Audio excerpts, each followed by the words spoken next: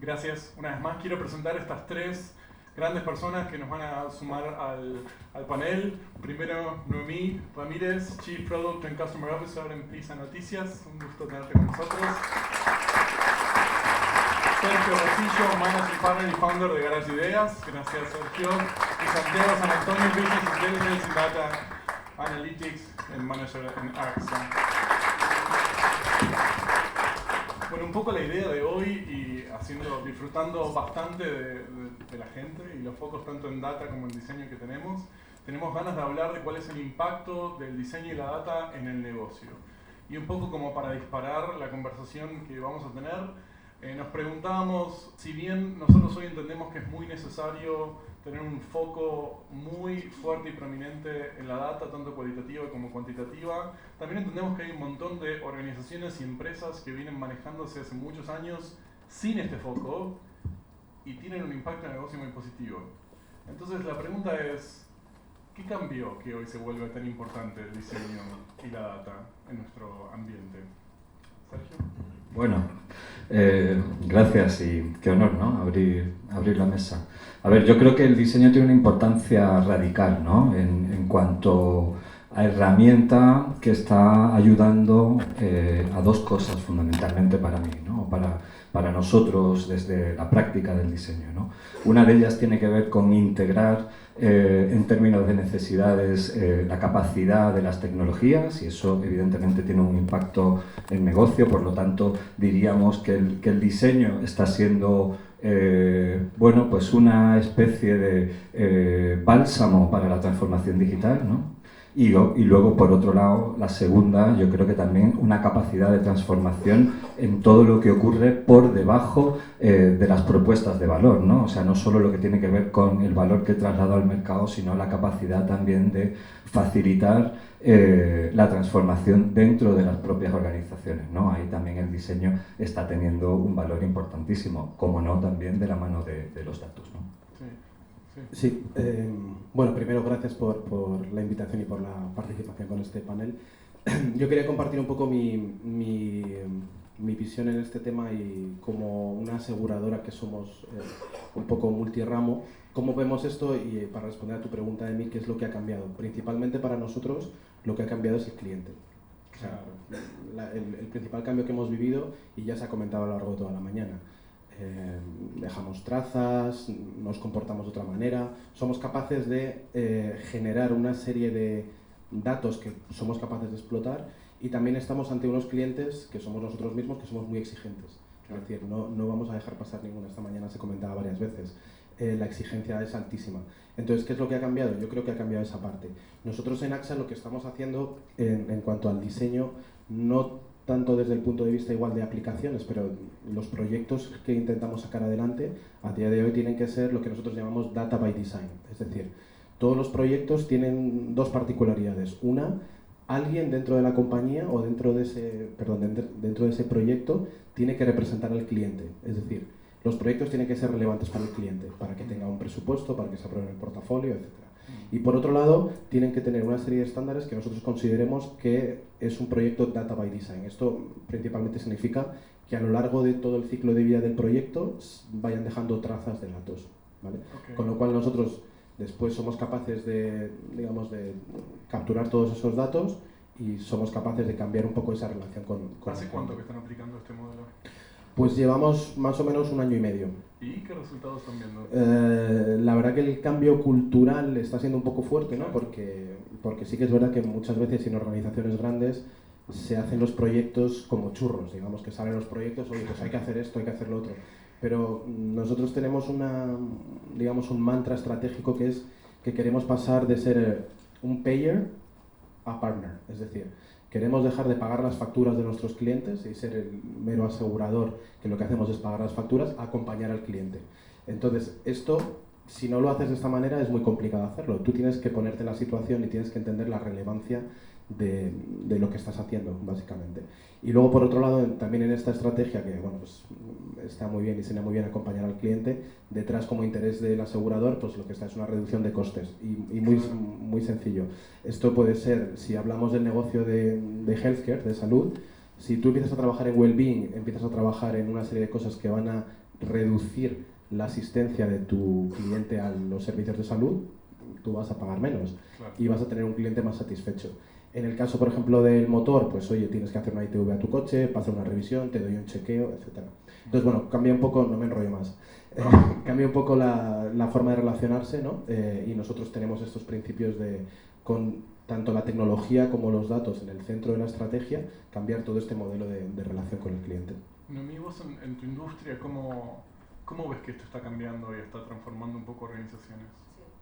Bueno, en nuestro caso, en el sector de medios, yo creo que fundamentalmente, y es una obviedad, pero lo que ha cambiado fundamentalmente en la relación entre el data y el diseño es que ahora puedes medir el impacto de tus decisiones. Es decir, hasta ahora el diseño tenía un componente formal, estético, hasta hace unos años, quiero decir, y ahora mismo estamos en un proceso en el que estamos encontrando ese punto de equilibrio necesario entre, sin renunciar a la estética, y sin renunciar a la apariencia formal de un producto con un altísimo componente editorial, pero que es consumido de manera individual y progresivamente de manera cada vez más personalizado, cómo somos capaces de encontrar ese diseño efectivo que además se traduce y ayuda en clave de negocio. Entonces, decisiones que en un momento dado, por ejemplo, cuando se trabajaba en un soporte de prensa escrita, podías trabajar titulaciones, podías trabajar tipografías, podías trabajar determinados encuadres, posicionamientos, enfoques, ángulos. Ahora es que todo eso tú lo puedes comprobar prácticamente en tiempo real. Entonces empezamos a hacer, esto no es tanto una cuestión de diseño, pero de igual manera que en la redacción ya estamos trabajando desde hace bastantes años en poder hacer test A/B continuamente con determinados titulares para poder en un momento dado anticipar cuál puede ser el titular que va a llegar a un mayor número de lectores. En la parte de diseño, que seamos capaces de poder demostrar si pequeños tweaks en donde aparece la invitación a hacer login en una sesión o donde aparece la invitación a registrarse con nosotros, si somos capaces de demostrar que esos cambios en un momento dado pueden arrojar resultados de un incremento del 10, 14, 20% en las métricas que para nosotros son relevantes, te ayuda a objetivar la conversación entre todas las distintas áreas que impactan directamente en el producto. Eso suena también a que estos cambios, hablas de un proceso de diseño muy embebido en data, tanto cuantitativa como cualitativa. ¿Cómo balanceas de alguna manera este acercamiento a la data desde el punto de vista de diseño para asegurarte que esa data sea pura y que muestre una imagen completa de su usuario? Nosotros trabajamos no solamente el diseño, sino todos los cambios que hacemos a nivel de producto, entendiendo directamente a quién nos estamos dirigiendo. Y en ese sentido, los grandísimos volúmenes de audiencias que tenemos en un día normal, tenemos perfectamente definido y segmentado en función de su nivel de lealtad. Yo es que me niego a utilizar el término engagement y no sé si lealtad probablemente es el que más se aproxima. Pero lealtad entendido como esa combinación o esa ponderación entre la frecuencia, la recurrencia de la visita, el número de artículos leídos, el número de veces que se conectan al día, desde cuándo, las horas, etcétera. Tenemos perfilado y definido entre 4 y 6 niveles a qué audiencia nos estamos dirigiendo. Por tanto, hay determinados cambios que, dependiendo del objetivo que perseguimos, pueden ir más orientados a los escalones más inferiores de volumen, de alcance, y hay otros que están mucho más orientados a la construcción de ese modelo al que vamos a ir evolucionando, que es un modelo basado en una comunicación cada vez más directa, más robusta y de primera mano con el lector. Sí, nosotros ahí, nosotros ahí sufrimos un poco más, igual es por el legado que tenemos. La data desde su industria se vuelve un poco más es complicado, y para nosotros lo más importante, igual es un poco más aburrido, es todas las, digamos, lo que es el gobierno del dato. ¿Vale? Son todos los procesos que tienes que poner en su sitio para gobernar todo eso. Y mi experiencia trabajando en AXA es que tenemos una cultura muy de expansión por compra y demás, entonces te puedes encontrar con países que tienen diferentes sistemas, algunos sin mantenimiento, etcétera. Entonces, para nosotros el conseguir tener la versión 360 de nuestro cliente es súper complicado. Entonces, ¿qué hacemos para eso y cuál es nuestra herramienta? Pues el gobierno del dato. Entonces, uno de los pilares en los que nosotros basamos nuestra estrategia de datos es todo el gobierno, que al final es, bueno, pues poner en lugar todos estos procesos que te van a ayudar a estructurar y a entender mejor los datos para después, no simplemente por tenerlo, pero eso después te va a habilitar un montón de casos de uso, saber cuando el cliente te llama al call center, ver su historial completo, no tener el cliente dividido, o sea, un cliente no tenerle 4 veces. Y esta mañana también se comentaba, ¿no? La industria del seguro, por ejemplo, igual que banca, tradicionalmente no hemos sido lo que ahora llamamos customer centric, sino que hemos sido muy orientados a pólizas, muy orientados al producto. Entonces, hasta el extremo, que lo comparto con vosotros, yo trabajo en el entorno internacional de AXA, muchas veces, y esto pasa a día de hoy, empiezas a hablar con un país de AXA en un proyecto de este tipo y le dices, bueno, ¿y vosotros cuántos clientes tenéis? Y te dicen, ¿qué quieres decir por cliente? Entonces, bueno, pues es un poco toda esa redefinición cultural, porque hay muchos entornos en los que ellos dicen, no, yo tengo 2 millones de pólizas, clientes no lo sé, me da igual. Claro. Entonces es un poco todo ese cambio que estamos viviendo. Genera un cambio de mindset organizacional y cultural absoluto, enorme, sí, ¿no? Eso es. Y también me preguntaba a ustedes en Garage de Ideas, gran parte del trabajo que hacen es ayudar a otras organizaciones también a que tengan más cercanía a ese usuario final, sí. Pero muchas veces hay un bloqueo cultural o tal vez una falta de hábito, ¿no? Sí. ¿Cómo navegan eso? Obviamente, y aparte de esta pregunta me sirve para hacer un inciso que quería sobre el tema justo anterior, ¿no?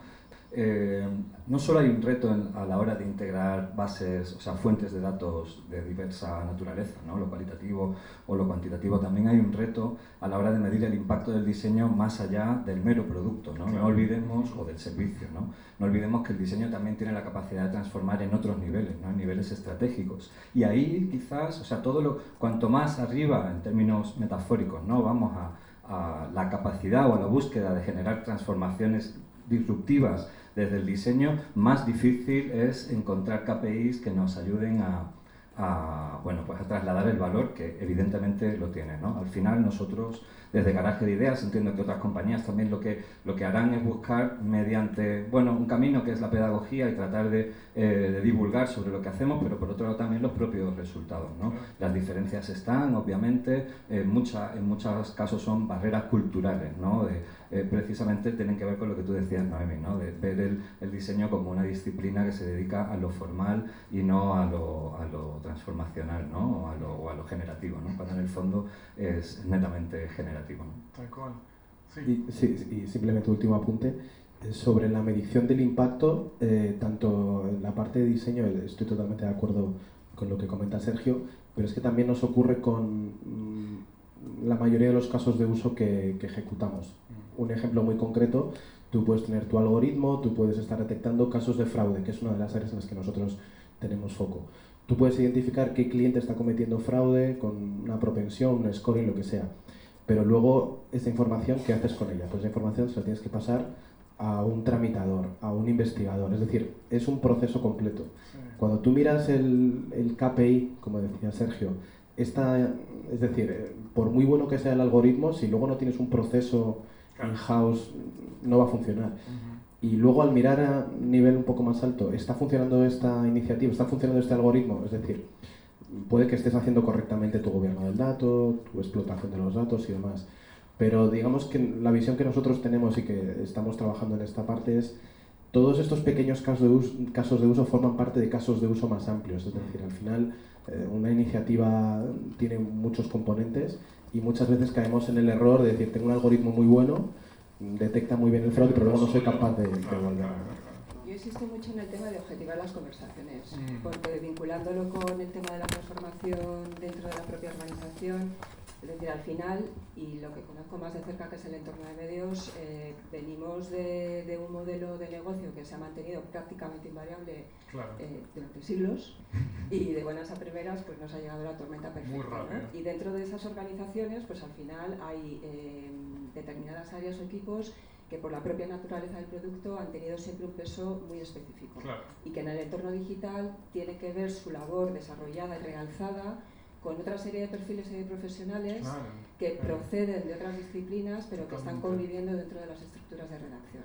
Entonces, al final, introducir y manejar una conversación que todo el mundo pueda entender no deja de ser un gran reto y un gran desafío. ¿Cómo lo estamos consiguiendo nosotros? Espero a través fundamentalmente de objetivar la conversación, claro. Es decir, identificar objetivos conjuntos, fijarnos unas metas, ver cómo somos capaces de remar en la misma dirección, admitir, y a mí esto me parece tremendamente liberador, que nadie está en posesión de las certezas absolutas, claro. Vengas de redacción, vengas de tecnología, vengas de producto, vengas de diseño, y que la gran fortuna que tenemos precisamente es que tenemos capacidades para poder testar continuamente nuestras hipótesis. En función de los resultados vamos realizando cambios, pequeños, incrementales, otros esperaremos a tener el conejito dentro de la chistera, lo sacaremos un buen día, pero hay muchos cambios que se pueden ir practicando en el día a día y que te ayudan también a generar esa sensación de transición, de transformación, que en nuestro caso yo ya diría que no es tanto transformación, porque en prensa concretamente claro. Nuestro negocio ya más del 50% es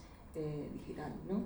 Entonces, eso al final también se va y se ve sí, es más una continua evolución que una continua evolución en la que luego resulta muy interesante pues poder identificar que un buen número de las hipótesis que claro, quieres testar exacto. están tremendamente condicionadas por tus propios sesgos, claro. por tus sesgos individuales, por los sesgos del equipo, por los sesgos de fundamentalmente el amplísimo conocimiento y el uso intensivo que tú tienes del producto que tienes entre las manos.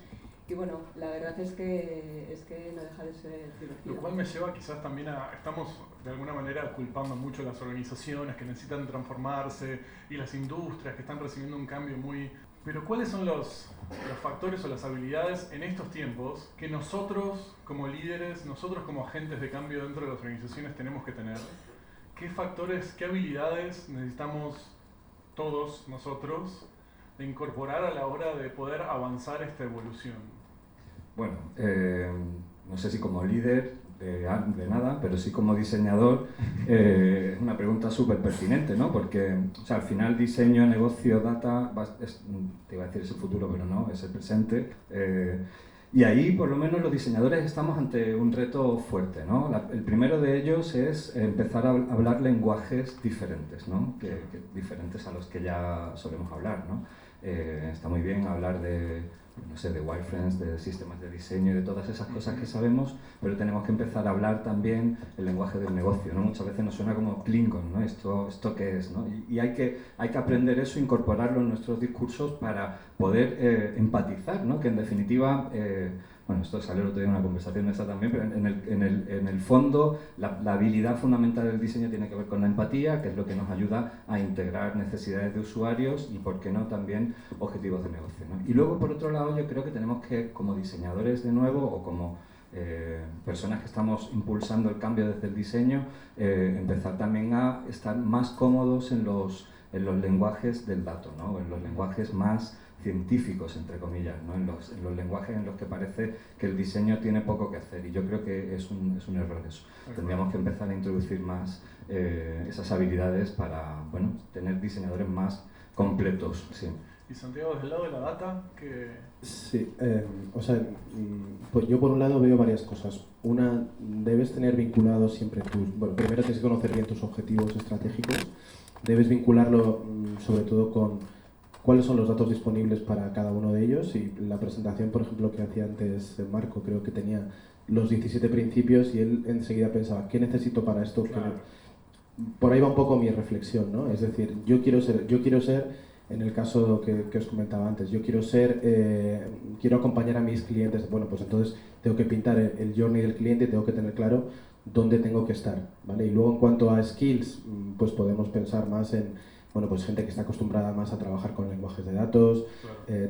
Tenemos algunas experiencias nosotros en algún país en el que operamos, en el que estamos haciendo un proceso de transformación en todo lo que son los actuarios que preparan los modelos de pricing, en salir del tradicional SaaS y empezar a codificar en Python. Es decir, que no sea simplemente algo para unos pocos, sino que sea algo pues mucho más extendido, y que tampoco te voy a decir cualquier persona dentro de la organización, pero sea capaz de entender qué es lo que están haciendo, los datos que están disponibles y demás. Y eso por un lado, y también, digamos, garantizar el acceso a los datos a la organización, que es lo que podemos hablar de democratización. Hace un tiempo, perdón que te interrumpa, hace un tiempo internamente en Globan hicimos como un entrenamiento a toda la organización sobre inteligencia artificial, sobre principios, también como de alguna manera para generar un lenguaje en común, que me parece que es súper necesario a la hora de empezar a mezclar estas cosas, que podamos entender no pensar solamente que data es de alguien de datos, diseño es de alguien de diseño, sino que se empiecen a mezclar esas cosas. Exacto, y de hecho te voy a poner un ejemplo muy rápido de qué significa todo esto, ¿no? Es decir, normalmente en una empresa, como podemos entender hoy en día, y en un proyecto concreto que hemos estado trabajando, necesitábamos saber cuántos ingenieros teníamos en la compañía. Bueno, pues para eso, ¿qué es lo normal en tu cabeza? Lo normal es que tú tienes que ir, preguntarle a recursos humanos, oye, Claro. ¿puedo ver esta información? ¿No? Pues hay una tabla que... Bueno, pues eso es un poco lo que estamos acostumbrados. Y como nosotros pensamos que debería ser, y el proceso que estamos llevando a cabo, es que esa información debe estar disponible para todos. Obviamente no sueldos y demás, pero ¿por qué no puedo saber yo? ¿Por qué no puedo tener acceso a cuántos clientes tengo? ¿Cuántos ingenieros tengo en plantilla? Es decir, y esa es una forma de democratizar la información y que todo el mundo sea capaz de usarlo. Es decir, pasar del voy a pedir permiso para que me dejen acceso a una tabla, por ejemplo, a está ahí, utilízala. Amigos, ¿cómo ves esas habilidades que necesitamos de alguna manera? Como responsables de equipo tenemos que tener a partes iguales hambre y humildad. Es decir, hambre para empujar y empujar y empujar y conseguir objetivos y remar y facilitar que los cambios se vayan produciendo y los hilos vayan desapareciendo. Y humildad para reconocer lo que comentaba anteriormente, que no tienes por qué tener todos los elementos ni la bola de cristal para que cuando alguien te pregunte, por otra parte, con una serie de temores lógicos, esto que vamos a hacer va a funcionar, pues que puedas decir abiertamente, pues en base a todos los datos de los que dispongo, creo que sí, y estas son nuestras hipótesis, pero evidentemente tenemos que testarlas. Tener humildad para reconocer que en un momento dado tu hipótesis puede ser incorrecta y tenemos que cambiar de dirección, creo que ennoblece también tu trabajo. Y muchísima flexibilidad, adaptación al cambio, empatía para entender también las resistencias, aderezada en ocasiones con algún que otro golpe sobre la mesa, como para ¿no? que de vez en cuando también funciona y hay que darlo, pero no, fundamentalmente empatía para entender de dónde vienen las resistencias, porque de lo contrario el golpe puede ayudar a desbloquear puntualmente una determinada situación, pero no te ayuda a construir proyecto. Y apuntando un poco a la humildad y entendiendo también qué cosas dentro de nuestras organizaciones necesitamos mejorar para seguir en esta evolución e ir al siguiente paso. Quería ver un poco al público primero para ver si tienen alguna pregunta a qué decirle a estos expertos, para ver un poco de su experiencia sobre qué cosas están explorando y qué cosas han aprendido. ¿Alguien tiene alguna pregunta? ¿Algún valiente? ¿Qué quiere? En el fondo, ahí veo, alguien. Sí, anímate. A ver, me voy a animar. A la compañera de Prisa, pues quería decirle un poco que los medios de comunicación muchas veces consiguen que la gente odie a los oprimidos y ame a los opresores. Entonces la inteligencia artificial aquí te da una serie de ventajas porque al final tus lectores solo leen lo que quieren leer. Claro. Volviendo un poco a la referencia de los fake news y todo eso, ¿verdad?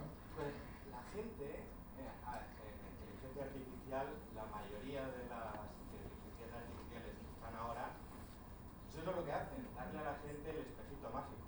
Le dice lo que quiere oír, cómo lo quiere oír, la canción que quiere oír, y eso yo creo que no tiene mucho sentido darle a la gente lo que quiere oír, a pesar de que hay gente que quiere oír lo que quiere oír. Me suena que hay como una opinión muy formada en tu pregunta, más que una pregunta así, ¿no? Y quería ver, ¿es eso cierto? ¿Es esa hipótesis cierta? ¿Cómo lo ven ustedes? No creo que sea algo exclusivo de la inteligencia artificial. Es cierto que la tecnología puede haber ayudado, sin duda, a reforzar determinados comportamientos y hábitos, pero que existe una predisposición a vincularte con un determinado producto informativo que no deja de tener, en el caso de prensa concretamente, un componente de valoración o de ascripción a un proyecto intelectual e ideológico, pues existía también cuando comprabas un periódico en papel. Por tanto, la tecnología efectivamente puede reforzar, y sin duda lo hace, determinados comportamientos, hábitos, actitudes, y la discusión y la reflexión relativa al efecto burbuja que pueden haber contribuido también las grandes plataformas, pues está ahí. También hay estudios que lo que vienen a refutar es que quizá este exceso de peso que se le ha concedido a las plataformas tecnológicas o la tecnología en crear estas burbujas, pues hay estudios en Estados Unidos que también te vienen a demostrar que quizá no es tan importante como en un primer momento se pensó. Claro. Independientemente de eso, insisto, la tecnología lo puede realzar, lo puede agudizar, pero existe una predisposición humana en primer lugar.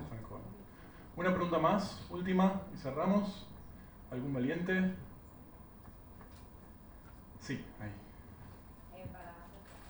En los procesos de design thinking, generalmente hay una fase que tenemos, ¿no?, de divergencia y luego tienes una parte de convergencia. Se ha hablado en otras ponencias, ¿no?, de que efectivamente no podemos dejar de lado un poco la experimentación, ¿no? Y al final, claro, interactuar con el usuario es el que te va a dar una información muy buena, ¿no?, de cómo efectivamente él siente, pero también la parte contextual, ¿no?, de la situación en la que estás e intentar predecir ese mañana en base a lo que tienes.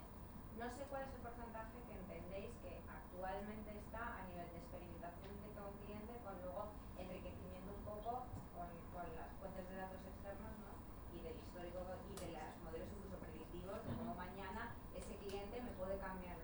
No sé cuál es ese porcentaje y si se va a mantener estable o tú crees que se va a evolucionar a realmente 100% experimentación o al contrario, 100% modelos predictivos y ya lo que el cliente me diga hoy experimente me da igual. No sé. Súper pregunta, me encanta. Sí, no sé, yo te hablo desde nuestra experiencia, ¿no?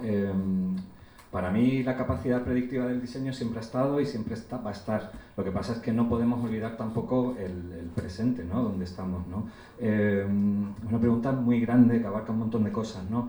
Pero por tratar de ordenar la respuesta. O sea, yo creo que deberíamos tender hacia modelos de diseño o procesos de diseño que fuesen medibles fácilmente en cualquiera de las fases del proceso de generación del producto, ¿no? O sea, no solo, y digo esto no solo, aunque sin quitarle importancia a todo lo que tiene que ver con el CRO o con la medición de más de testing de producto real, ¿no?, en el día a día, en la fase más táctica, ¿no?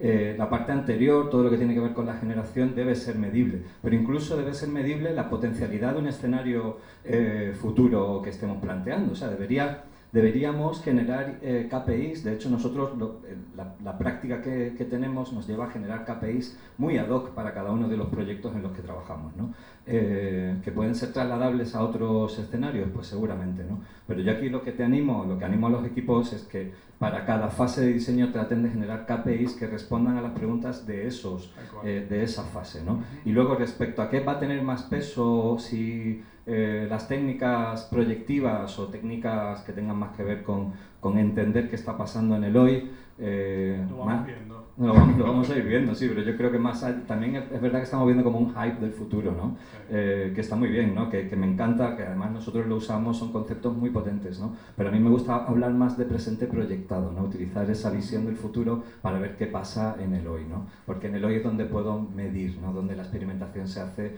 real, tangible y efectiva. Yo balancearía, va a depender de cada proyecto. Muchas gracias a todos por participar de esta charla, gracias a todos.